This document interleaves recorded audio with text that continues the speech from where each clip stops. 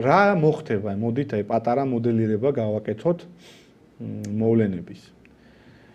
ნოემბერში აი ჩვენ რომ აქ არჩევნები გვექნება, რამოდენიმე დღეში არჩევნები იქნება ამერიკაშიც, სადაც რაღაც დამანგრეველი უპირატესობით გაიმარჯვებს ტრამპი.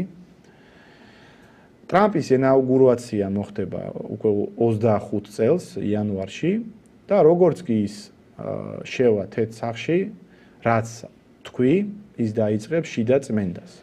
აი ამ გლობალისტებისგან სისტემის წმენდას შეუდგება. რასაც ამერიკაში მოყვება ძალიან დიდი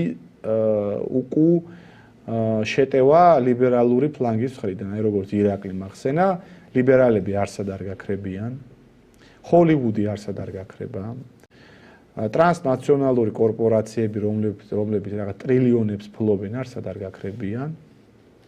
ეს ხალხი დაიწყებს შიდა ფარულ სამოქალაქო ომს ტრამპის ფლანგთან.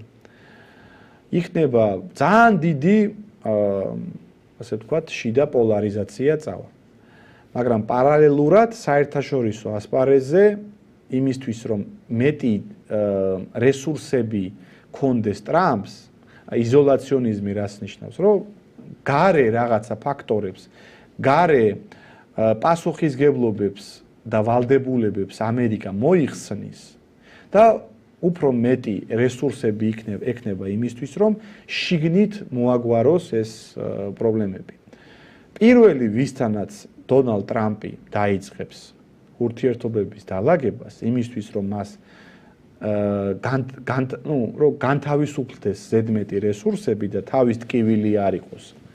იქნება რუსეთი. რუსეთი ეტყვის შესთავაზებს დასავლეთს, რომ პოსტსაბჭოთა სივრცე სამხედრო თვალსაზრისით იყოს ნეიტრალური ზონა.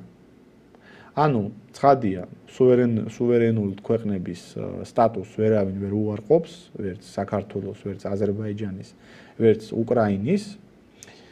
მაგრამ რუსეთი მიაწვება, რომ სამხედრო მიუმხრობლობა აღიაროს ამერიკა. ანუ ნატოს გაფართოება ოფიციალურად დამთავრდეს. საერთოდ საუბარიც კი ნატოს გაფართოებაზე უკვე იყოს აზრს მოკლებული.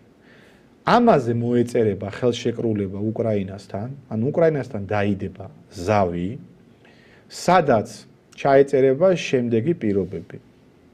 რაც რუსეთმა უკრაინას ტერიტორიები წაართვა, დე ფაქტოდ ეს ტერიტორიები დარჩება რუსეთს, ნუ ცხადია დე იურეთ უკრაინის ნაწილი იქნება, მაგრამ არავინ არ აღიარებს მაგ ტერიტორიას რუსეთის ნაწილს, მაგრამ რუსეთს ეგ დიდად არ ანაღლებს.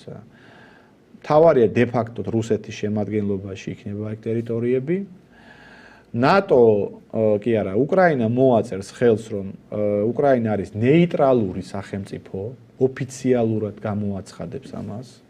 ანუ იურიდიული საერთაშორისო საბუთი იქნება, სადაც უკრაინის მთავრობა დააფიქსირებს, რომ უკრაინა არსად არ შედის.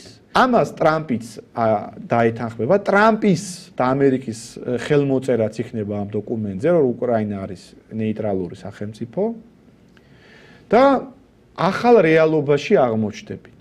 ამერიკელები გვეტყვიან შემდეგს. ეხლა ჩვენ რუსებთან მაქსიმალურად უნდა დავათბოთ ურთიერთობები, უნდა გადავტვირთოთ პუტინთან ჩვენი ურთიერთობები, მთელი ჩვენი ყურადღება უნდა გადავიტანოთ ჩინეთზე და რუსეთთან ზედმეტი პრობლემები არ დამანახოთ თქვენს გამო. ფეხებში არ მოგვიბლანდოთ. ხო, ფეხებში სადმე ეგ მართლა არ მოგვიბლანდოთ, იმიტომ რუსეთთან გვჭირდება კარგი კონსტრუქციული ურთიერთობები.